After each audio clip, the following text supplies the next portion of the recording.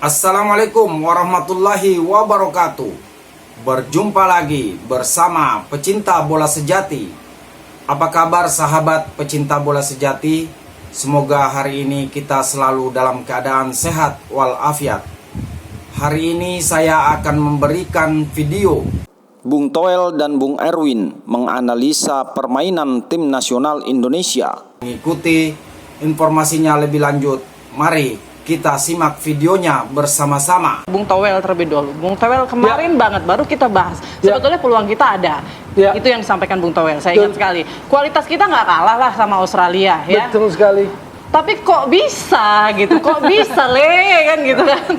Kok bisa kita kebobolannya banyak loh, Bung Toel? Oke, kalah 1-5 memang menyesakan. Sakit lah ya. Cuma artinya gini, kalau kita mau cuma lihat hasil ya begitu. Tapi apakah kita nggak bisa lihat hal yang lain, misalnya? Proses, kualitas, misalnya. Ya, kalau dibilang masih belajar ya, sebetulnya ini bukan ajang belajar lagi dong, Bukan. Bung Toel.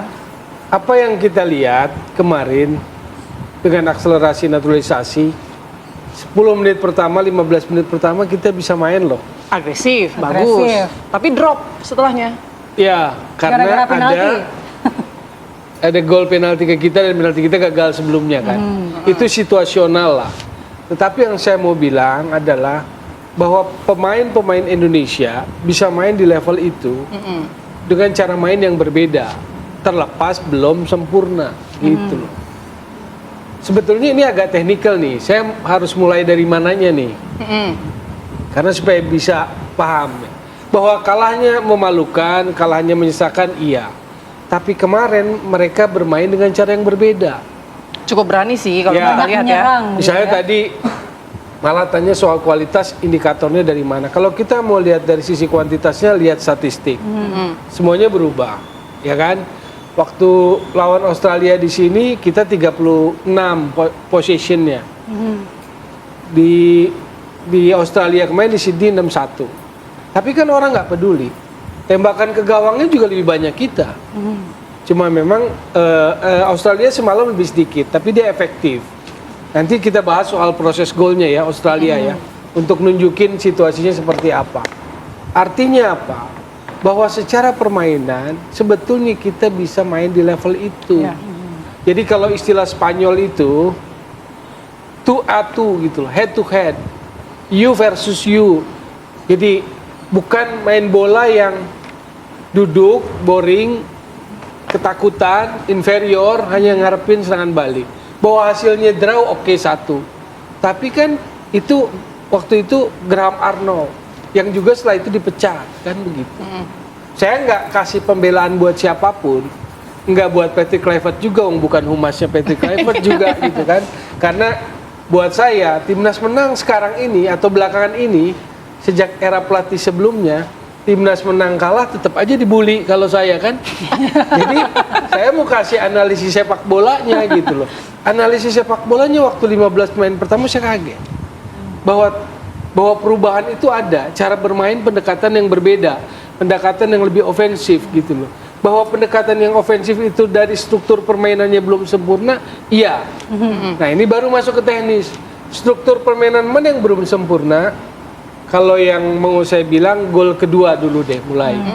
Kita itu kemarin pressingnya di atas, nekennya di atas. Nggak kayak kemarin-kemarin. Kalau hilang bola langsung turun ke bawah.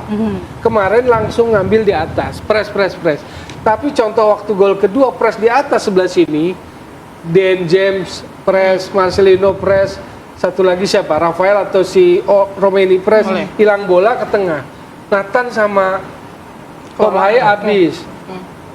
Bolanya 50-50, liar bola kan, melewati JIZ, nomor 7 masuk si Australia. 1 lawan 1 lawan si kiper, gol.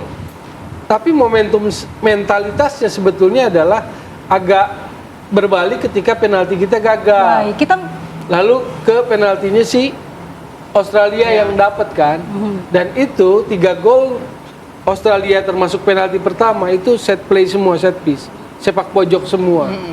Nah, disitulah yang saya bilang secara struktur permainan, ide gagasan taktikalnya belum sempurna. Baik, gitu. Kita minta pendapat Bung Erwin. Apakah betul gagasan taktikalnya ini belum sempurna, Bung? penalti gagal yang pertama ya. Penalti gagal itu Kevin Dix yang ditunjuk jadi algojo. Kevin Dix itu di klub Copenhagen. Dia itu memang penalti taker. Jadi dia 12 kali penalti berhasil, 1 kali aja gagal di klub. Kok yang dilalah pas di Indonesia gagal juga dia. Padahal memang sudah tugasnya dia gitu ya, ditunjuk karena rekornya bagus. Itu game plan-nya juga bagus. 15 menit awal game plan dari Indonesia juga bagus gitu. Tapi ketika momen terkena penalti balik dan 2 menit kemudian ada serangan balik terus one on one situasi, saya pikir itu sangat mempengaruhi game plan yang sudah dirancang oleh Patrick Kluivert.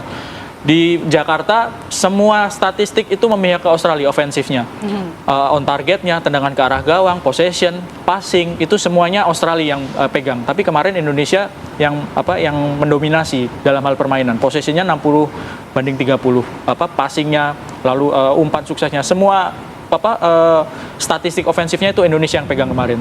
Nah, Australia menurut saya bermain lebih cerdik. Mereka justru copy paste apa yang dilakukan oleh Indonesia di pertandingan-pertandingan sebelumnya. Mereka tunggu dan melakukan serangan balik atau, yang 15 menit mematikan. pertama itu sebetulnya jebakan dari Australia. Jadi kayak ya sudah dikasih. Jadi Indonesia maju terus nggak? Itu bukan strategi Australia. Enggak juga. Tapi setelah itu memang konsentrasi hilang. Dua gol dari bola mati, 1 gol dari penalti, 1 gol dari lolos jebakan offside. Itu semuanya kecerobohan dan ya ini PR-nya memang.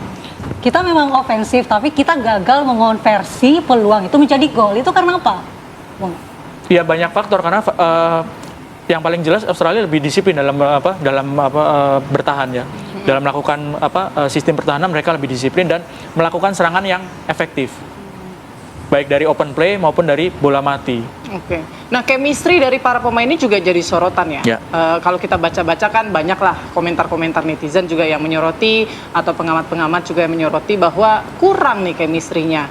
Bermainnya terlalu individual. Nah, kalau dari Bung Erwin sendiri melihatnya bagaimana? Yang jelas butuh waktu lah ya. Butuh waktu untuk mencapai chemistry, itu butuh waktu dan nggak bisa dicapai dengan waktu yang singkat. Terbukti semalam kan, kalau menurut saya seperti itu. Baik antar pemain ataupun pemain dengan pelatihnya. Di Australia itu, ini saya harus bawa catatan karena kalau pakai data takut salah.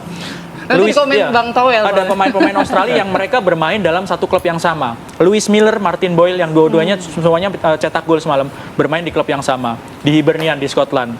Lalu ada juga Nissan Velupila yang cetak gol kedua sama Aziz Behich. Itu bermain di klub yang sama di Melbourne City. Mereka main di sisi kiri dan kanan. Jadi 4 orang pemain yang di Australia, 2 diantaranya mencetak gol, 3 diantaranya mencetak gol, itu bermain di 2 klub yang sama. Ini setidaknya membuktikan bahwa mereka bermain di chemistry yang sama gitu, sehingga meskipun berada dalam tekanan Indonesia, mereka punya way out, punya jalan keluar untuk bisa menyerang balik dan melakukan serangan yang efektif, mencetak gol. Baik. 30% penguasaan bola tapi bisa cetak 5 gol kan itu sebuah Ya, betul, kecerdikan, kejelian ya, Oke. efektivitas dari Oke. Australia.